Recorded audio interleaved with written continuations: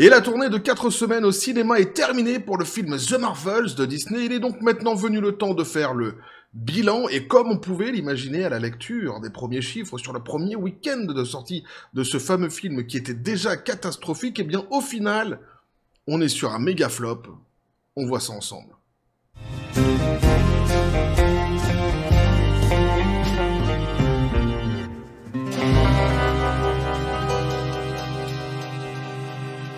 Et il n'y aura pas eu de miracle pour ce fameux film The Marvels de Disney, c'est une catastrophe. C'est un méga flop, un petit café des copains. Et pourtant, il en aura accroché des records. Et ouais, mais ils sont tous négatifs. Certes, mais ce sont tout de même des records en néanmoins, et les records sont faits pour être battus. Donc je m'adresse directement à toi, Bob Iger, jeune pélican. Je voulais dire jeune intrigant, je ne sais pas pourquoi je me suis fait doubler par le pélican, peut-être. Mais si ça se trouve, je suis mi-homme, mi-pélican. Ah, mais c'est possible, tu vois, on s'ignore soi-même. Ouais, c'est les woke qui m'ont appris ça dernièrement, tu peux être quelque chose et autre chose en même temps. Ça se trouve, je suis mi-homme, mi-pélican, tu vois, c'est ça, du coup, l'instinct du pélican qui est revenu en premier. Enfin bref, on s'en fout. Une question existentielle, évidemment, je n'aurai pas la réponse tout de suite à cela, mais je me pencherai là-dessus, de toute façon, croyez bien que je le ferai. Donc, ah oui, Bob Iger, ah oui, le PDG de Disney, Bob Iger, Bob l'éponge taré, ne perds pas espoir, tu risques de faire encore mieux. Dans le futur, tu vois, on pensait que t'aurais jamais fait pire que Hulk. Et ben là, tu l'as fait. T'as réussi. Ah, tu vois comme quoi. Ah ouais, mais avec un petit peu d'ambition, on finit toujours par arriver au succès escompté. Et peut-être que ça sera une de tes prochaines productions telles que Blanche-Neige. Ah ouais, qui te mènera au sommet inversé du succès. Évidemment. Ah ouais, je ne perds pas espoir, donc tout est possible. Oui, je suis moqueur, mais honnêtement, on l'avait vu venir depuis les premiers chiffres qui étaient sortis du premier week-end d'ouverture pour ce fameux film qu'on avait déjà décrypté ensemble sur la chaîne.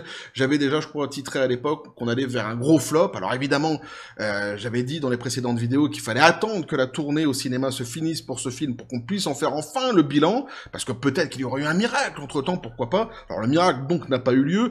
D'ailleurs, en plus, c'est pas tout à fait la tournée du film au cinéma, parce qu'il va continuer à être produit dans les cinémas. Oui, mais il y a un mais qui nous permet de faire aujourd'hui, ou plutôt qui nous indique que c'est aujourd'hui, eh bien qu'on fait le bilan de ce film. Vous allez voir ce qu'il en est justement exactement. Et donc, cette fameuse production portée si fièrement par Brie Larson n'aura pas fonctionné. Peut-être est-ce sans doute, même je dirais, à cause des hommes blancs. Ah, si on écoute elle, de toute façon, le problème, c'est systématiquement les hommes blancs. Pour Bob Iger, c'est le criquet. Les Indiens d'Inde. Alors pas que d'ailleurs, on va s'en rendre compte ici, il va nous gratifier de quelques petites déclarations, l'ami Bobby, et il est toujours fabuleux, il a trouvé des nouvelles excuses. Plutôt des anciennes excuses, mais qui nous ressort aujourd'hui, enfin vous verrez ça. The Marvels met fin au box-office en tant que film MCU, le moins rentable de l'histoire. Premier jackpot, premier record accroché. Il n'y a rien d'héroïque dans la performance finale au box-office de The Marvels. La suite du super-héros est officiellement le volet le moins rentable de l'histoire de l'univers cinématographique de Marvel. Ils se foutent de nous dans toute la galaxie. Hein. Ah ouais, mais moi j'ai des connexions un petit peu partout, jusqu'aux planètes les plus lointaines, et puis ici le film il est estampillé planète Terre, tu vois. Nous en fait on fait avec Bob Iger quelque part, eux ils s'en foutent, hein. Tu leur dis ouais mais c'est pas nous, c'est Disney, eux ils sont là-bas, ils parlent pas notre langue, ils comprennent pas, ils sont comme ça, tu vois, ils comprennent pas ce que je dis, mais ils rigolent. À leur manière, mais ils rigolent. Ah ouais, on passe pour des cons. Hein. Surtout sur une planète très connue. Très connue, justement, des adeptes du côté obscur de la Force. Je tairai son nom. Ouais. Après 4 semaines, donc, sur grand... Et j'en dis des conneries, sans déconner. Bah ouais. J'en dis des conneries. Après 4 semaines sur grand écran, le pôle de la bande dessinée s'essouffle avec 80 millions de dollars en Amérique du Nord et 197 millions de dollars dans le monde. Alors... La phrase n'est pas tout à fait juste. Il n'a pas fait 197 millions de dollars à l'international et uniquement 80 millions de dollars aux États-Unis. En vrai, il a fait 80 millions de dollars, ça c'est vrai, donc aux États-Unis, mais à l'international, en fait, il a fait 116 millions de dollars. Et le tout, eh bien, c'est 196 millions. C'est une catastrophe. Hein. Rappelons quand même que le film, donc, c'est un budget de 220 millions de dollars. Justement, ils vont nous le rappeler un petit peu plus loin dans l'article, il me semble. Donc, c'est une catastrophe.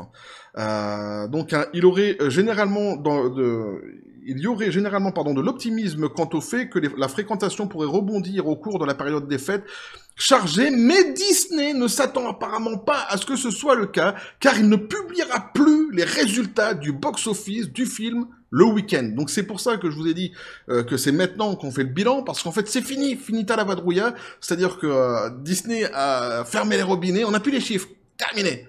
Ils ont décidé que ça s'arrêtait là. C'est tellement catastrophique qu'en fait, ils ont décidé d'arrêter l'humiliation, quelque part, j'ai presque envie de dire. Donc, le bilan, évidemment, donc du coup, on le fait maintenant.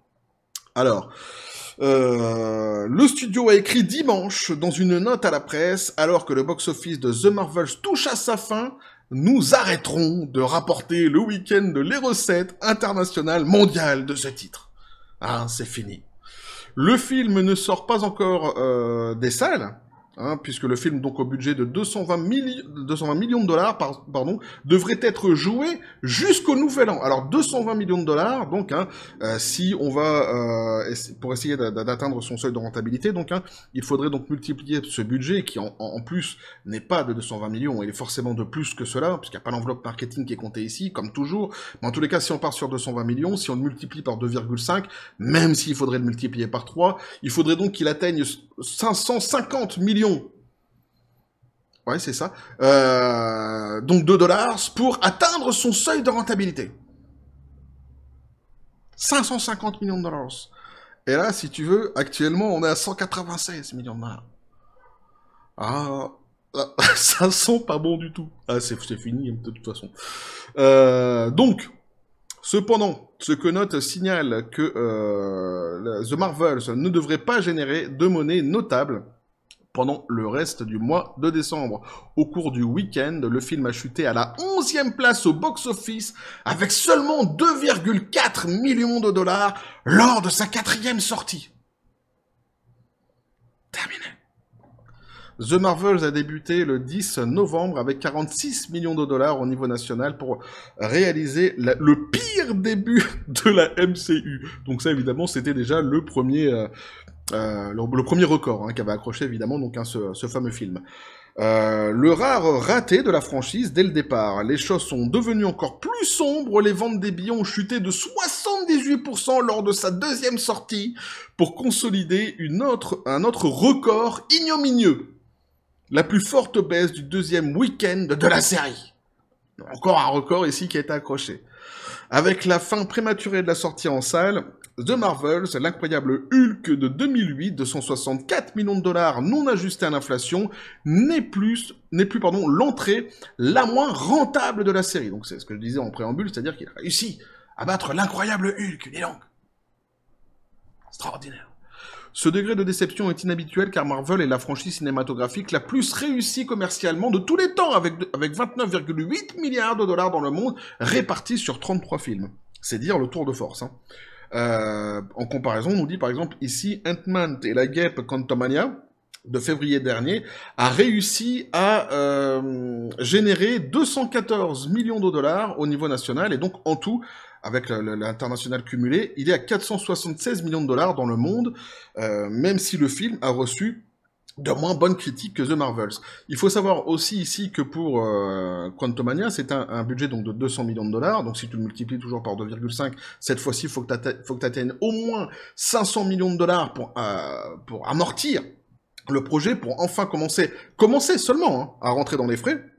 Et là, évidemment, c'est ballot, puisqu'il s'est arrêté à 476 millions de dollars, donc c'est un flop. Ça reste un flop. Réalisé par Nia DaCosta, qui n'a pas hésité à sortir la boîte à insultes du fait que The Marvels ne fonctionnait pas. On avait vu ça dans les précédentes vidéos, évidemment, ensemble. L'action-aventure met en lumière un trio de héros, donc Brie Larson dans le rôle de Captain Marvel, Teyonah Parris dans le rôle de Monica Rambeau et Iman Vellani dans le rôle de Madame Marvel, qui ont pour mission de sauver l'univers des forces qui cherchent à le détruire. The Marvels est également le premier film qui n'a pas réussi à franchir la barre des 100 millions de dollars au box-office national. Bing! Un autre record. Cela signifie que l'intégralité de la diffusion sur grand écran de la suite n'a pas été à la hauteur du week-end d'ouverture de son prédécesseur, Captain Marvel de 2019, début de 153 millions de dollars. Cependant, l'aventure originale avec Carol Danvers et de Larson a eu un élan supplémentaire en raison de sa date de sortie principale entre deux des plus grands films de tous les temps, Avengers Infinity War de 2018 et Avengers Endgame de 2019. Captain Marvel a récolté 1,13 milliard de dollars dans le monde, donc hein, ici c'est même pas la peine d'essayer de comparer avec la suite, parce que c'est une catastrophe. Ah ouais, ah mais c'est ridicule franchement à ce niveau-là. Le PDG de Disney, Bob Iger, a évoqué la mauvaise performance théâtrale du film. Il est là. Oh, et s'il est là, il est là aussi, lui. Oui, évidemment, ouais. Et tes phrases sont de plus en plus courtes tout de même, je tiens à le préciser, pistolet à prout. Mais donc, hein, qu'est-ce qu'il va nous dire, évidemment, l'ami Bobby? Toujours très intéressant de l'écouter, Bobby, parce qu'à chaque fois, on se fout la poire quelque part. C'est un comique, mais assez dépend. Ou alors, il le fait exprès, ça se trouve, c'est un vrai comique, c'est le mec. On a face à nous peut-être le nouveau Coluche américain. Mais on s'en rend pas compte. Parce que justement, le niveau est trop haut, tu vois. C'est possible aussi, hein. Donc le PDG de Disney, Bob Iger, a évoqué la mauvaise performance théâtrale du film, suggérant que les restrictions de production liées à la pandémie ont fini par nuire au résultat final. The Marvels a été tourné pendant le Covid, a récemment déclaré Bob Iger. Non, mais arrête, Bobby. Arrête! Mais il nous prend systématiquement pour des cons. Il est génial, ce mec. Mais systématiquement, c'est right on target, quoi. Ah ouais.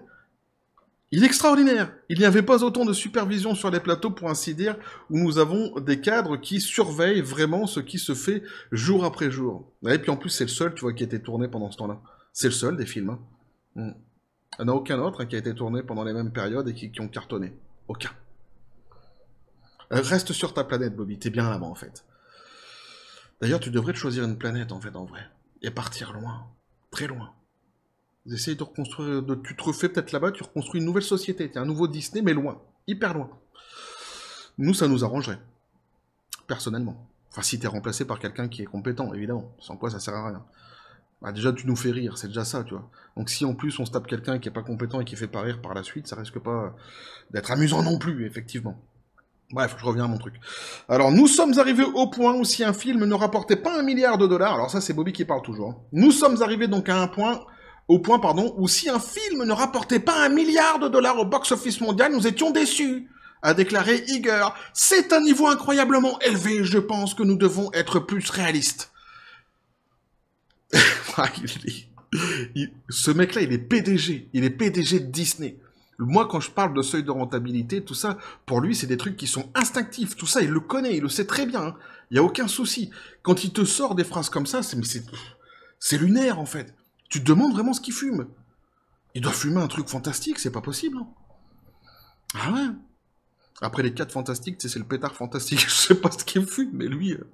Ah ouais, c'est quelque chose de costaud, visiblement. Les analystes du box-office ne croient pas que la lassitude des super-héros ait une fois pour toutes tourmenté les masses. Les Gardiens de la Galaxie ont bien fonctionné, ainsi que Deadpool. Donc voilà, donc en fait ils disent comme nous, hein, dans les précédentes vidéos, justement, c'est aussi ce que j'avais dit, plus globalement quand on en parle ensemble dans les commentaires, c'est-à-dire que l'idée de dire à chaque fois qu'il y a un essoufflement envers les héros et que c'est pour ça que les gens ne se sont pas déplacés dans les salles, c'est faux, on a pu le constater, notamment donc avec les Gardiens de la Galaxie, si on parle de Deadpool, on pourrait parler encore de Spider-Man, etc., etc. Non, c'est juste que le film, sur un plan scénaristique, il tient pas la route, que Brie Larson, elle a, comment je pourrais dire, elle tient la dragée haute à Rachel Zegler en termes d'impopularité actuellement à cause de ses propos racistes qu'elle a eu dernièrement. Donc tout ça, ça n'inspire pas forcément d'abord la sympathie. En plus, c'est une production Disney et Disney se fait fortement boycotter actuellement de la part du grand public. Donc tout cela participe en fait. Hein.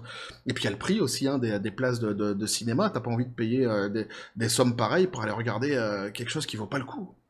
Évidemment. Alors Disney a encore plusieurs films MCU à l'horizon. C'est pour ça tu peux te refaire là-dessus, hein, ne perds pas espoir. Moi je mise plutôt sur Blanche-Neige, hein, Bob, mais là-dessus ça se trouve tu peux battre encore des records. Hein. Mais il devra peut-être réorganiser l'avenir des héros les plus puissants de la Terre, ouais, je pense aussi. Ouais. Le studio a récemment reporté Captain America, Brave New World, Thunderbolts et Blade. Alors Blade, l'acteur principal parle même de se barrer tellement c'est n'importe quoi. À 2025 en raison des retards de production liés à la grève. toujours pareil, la grève, les machins. Alors qu'on l'a vu ensemble, en fait, par exemple, notamment pour Blade, les raisons réelles de ce fameux retard. Enfin bref.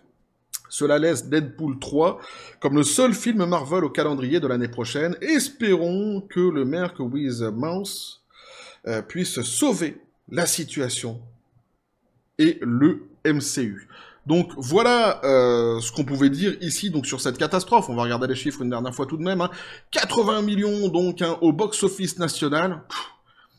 116 millions à l'international, 196 en tout, donc pour un film qui a coûté 220 millions de dollars, qui doit atteindre 550 millions de dollars pour avoir son seuil de rentabilité, qui va encore rester quelques semaines comme ça au cinéma, mais pour pas grand-chose visiblement, puisque même Disney a décidé de ne plus diffuser les chiffres des week-ends au box-office de ce fameux film, donc ils ont compris, il y a pas de problème, ça y est, la pilule maintenant est avalée, et donc le bilan est catastrophique pour ce fameux film, et c'est pas les derniers jours qui vont rester comme ça au cinéma, qui vont l'aider sans doute, qui va encore grappiller quelques sous évidemment. Alors on le saura pas parce que les chiffres ne seront pas diffusés pour le coup, mais sans doute c'est vrai puisque de toute façon il va y avoir les fêtes, etc. Les fêtes de fin d'année, mais de toute façon c'est catastrophique, ça sera pas suffisant, et Disney le sait pertinemment, c'est pour ça justement qu'ils ne vont plus communiquer sur les chiffres. Alors on a déjà évoqué dans les précédentes vidéos les raisons de tout cela, j'en ai déjà parlé justement ici, en lisant aussi l'article, c'est-à-dire d'abord le prix des places de cinéma, les gens maintenant font très attention à ce qu'ils vont regarder tout simplement parce que ça coûte très très cher et alors il y a aussi à côté vous avez surtout quelque part j'ai presque envie de dire et ça se voit davantage d'ailleurs aux États-Unis avec ce fameux chiffre de 80 millions de dollars. Un boycott très très fort contre Disney actuellement de la part du grand public à cause de son côté woke de la force qui est méprisé de la part des consommateurs et vous ajoutez à ça aussi l'impopularité de Brie Larson, évidemment, les propos racistes qu'elle a tenus, on va pas les ressortir ici, on avait vu les déclarations ensemble, mais quand elle parlait notamment d'un racisme contre les hommes blancs, puisque précisément donc c'était eux qu'elle dénonçait. Alors évidemment, elle n'avait pas de problème visiblement avec tous les autres hommes sur cette terre, mais les hommes blancs, c'est quelque chose qui l'agaçait profondément. Elle les voyait partout, c'est quand même assez hallucinant, et c'est vrai que ce sont des propos qui sont quand même gravement racistes. Et moi, je suis quand même assez halluciné d'ailleurs de voir jusqu'à aujourd'hui que ça soit passé comme ça dans les médias. Mais en plus, j'en entends, plus j'en lis comme ça des médias qui sont du côté woke de la force. Ils se rendent pas compte qu'en fait, ils sont vraiment du côté des racistes, quoi. À chaque fois qu'ils essaient de défendre ces gens-là. Et ce qui est fabuleux, c'est que quand tu mets leur discours en perspective avec le discours des racistes de l'époque, je te parle de l'époque de l'esclavage, etc. Eh bien, ils ont exactement les mêmes formules, ils ont exactement les mêmes phrases, de dire mais non, mais en fait, ils parlent d'un racisme anti-blanc, mais ça n'existe pas. Regardez, ils sont bien traités, machin. C'est exactement pareil, c'était les mêmes phrases. C'est les mêmes phrases qu'avaient les gros racistes à l'époque. Mais non, mais ils sont bien traités. Regardez, regarde, on lui donne à manger. Ouais. C'est exact. Ouais, vous imaginez des trucs, mais en fait, on les aime bien, nos esclaves. C'est exactement pareil, tu vois. Cette espèce de racisme comme ça, dont ils ne se rendent même pas compte qu'ils sont porteurs, au final. Ou alors ils s'en rendent compte, et là c'est encore pire. On a face à nous, mais comme j'ai dit, bien souvent, en fait, les nouveaux racistes 2.0 qui peut-être s'ignorent, et si ce n'est pas le cas, évidemment, c'est encore pire. Mais quoi qu'il en soit, de toute façon, c'est à combattre. Ici, il n'y a pas de mystère, il n'y a pas de souci. Donc c'est vrai qu'avec les propos qu'elle a tenus, évidemment, même si une petite caste comme ça de médias mainstream, eux, vont continuer de toute façon à marcher derrière l'idéologie woke en essayant de défendre l'indéfendable, le grand public, en fait, lui, ne s'y trompe pas, il n'y a pas de souci. La lecture que je fais, moi, ici, la grande majorité l'a fait aussi, et la grande majorité est outrée d'entendre des paroles comme cela, de la part, justement, d'une jeune femme qui gagne pourtant très très bien sa vie et qui a la chance de pouvoir exercer un métier qui ne demande pas tellement d'efforts et qui rapporte énormément. Donc voilà, tout ça, ça participe, en fait, à cette catastrophe. The Marvels, le scénario aussi, évidemment bancal, l'histoire de vouloir encore une fois wokiser le délire. Alors certains diront non, c'est pas wokisé. Si. Le film a été vendu comme ça à la base, sur les dernières déclarations, les anciennes déclarations de la part de Disney. Souvenez-vous, j'avais déjà fait des vidéos là-dessus. C'était vendu comme un produit qui serait destiné aux sensibilités modernes, etc., etc. Il y a eu d'ailleurs des montages où ils ont enlevé certaines scènes du film justement parce que comme ils ont vu vu là, cette fois-ci, ils ont vu l'éléphant dans le couloir, que les gens, en fait, plutôt les gens avaient vu l'éléphant dans le couloir, à deux, que eux se sont dit, ah bah merde, ils l'ont vu. On n'a pas encore sorti le film, qu'ils ont déjà vu l'éléphant dans le couloir. Ah tiens, l'éléphant, vous avez trouvé un super nom. Mince, c'était quoi celui qui est ressorti le plus souvent, là, dans les commentaires de la précédente vidéo? C'était, Dumb Bob. Dumb Bob l'éléphant. Il y avait Dumb Walk aussi. Dumb Walk, c'est moins facile à prononcer. Mais Dumb Bob, j'ai bien aimé. Puis alors, c'est ressorti très souvent. Donc, pas l'éléphant dans le couloir s'appelle Dumb Bob. Voilà. Donc, ils se sont dit, mince, les gens ont vu l'éléphant dans le couloir, donc on va faire des montages. Si, coupez. Non, elle devait être lesbienne. Non, coupez, vous coupez. Non, bah non, ils vont le voir là-bas, déjà le girl power, machin. C'est bon, on va essayer de pas non plus complètement... Et finalement aussi, c'est-à-dire le film a complètement... c'est une catastrophe, bien qu'ils aient essayé en ramant d'enlever certains passages woke du film. Mais pour ceux qui disent c'est même pas une production woke, si. Renseignez-vous un peu avant de dire ce genre de choses, puisque ça a été vendu ainsi par Disney depuis quelque temps maintenant déjà, et dans pas mal d'articles qu'on a pu voir ensemble et lire ensemble. Bref, donc voilà, c'est tout ça qui a participé à cette catastrophe industrielle ici. C'est malheureux parce que, une fois de plus, eh bien, c'est toujours pareil. D'ailleurs, c'est des licences qui sont sacrifiées sur l'autel de l'idéologie. Et les premiers, en fait, alors que le premier qui en paye les conséquences, effectivement, donc c'est les actionnaires chez Disney, c'est Disney, mais c'est surtout le grand public et les fans. Il y a des vrais fans, quand même, derrière tout ça, hein. Moi, je suis quelqu'un qui j'aime bien les héros en règle générale, mais je connais vraiment des fans hardcore, tu vois, du délire, et qui, eux, sont dégoûtés de voir ce qui est en train de se passer, tout comme les fans de Star Wars. Là, par contre, je suis beaucoup plus Star Wars, c'est évidemment quelque chose qui me tient davantage à cœur, et c'est vrai que personnellement, par exemple, je suis dégoûté de voir ce qu'ils en font actuellement. Et tout ça, à chaque fois, sur l'autel de leur idéologie, de leur incompétence, surtout. Donc voilà ce qu'on pouvait dire, en tous les cas, là-dessus, les copains, sur ce fameux film. On va pas s'étaler plus que ça, c'est donc une catastrophe industrielle. C'est un méga flop, hein. Brie Larson, bravo. Hein, Bob Iger, bravo. Hein, vous avez réussi. Et ne perdez pas espoir, vous risquez de faire encore pire dans le futur. Tout est possible. Tout est possible. Ah, maintenant, de toute façon, les chevaux sont lâchés, j'ai presque envie de dire. Bref, n'hésitez pas à me dire ce que vous en pensez dans les commentaires. À vous abonner si le contenu vous a plu, activez la petite cloche pour les prochaines notifications, les prochaines vidéos qui vont arriver, pardon. À balancer un like, à partager la vidéo. Vous avez mon XOR, le Discord et le Facebook de la chaîne qui sont dans la description des vidéos. N'hésitez pas à venir et à basculer du côté de la force absurde des réseaux sociaux. Sur ce, les copains, je vous dis comme toujours, la John Spartan, paix et félicité. Marvel, The Marvels, eh bien, bye bye. Merci, je tenais vraiment à remercier très sincèrement, mais je le ferai encore une fois en live, je pense que ça sera encore plus, davantage judicieux, mais tous ceux qui m'ont payé un café. Ça me touche vraiment. J'ai beaucoup de mal à chaque fois à exprimer les sentiments. À exprimer mes sentiments, c'est mon côté, comme j'avais dit en live, sans doute patriarcal, etc. Enfin, l'éducation un petit peu à la dure, tu vois. Mais ça me touche vraiment beaucoup, et je tenais vraiment à vous remercier. Et sachez que je ne vous oublie pas, et je préparais un jour quelque chose pour tous ces gens qui ont été très sympas, qui ont été très gentils, et qui m'ont supporté sa tronche avec tous les autres messages que je reçois, qui sont pas forcément des messages très très sympathiques. Bref, merci encore, merci à tous, et que la force soit avec vous.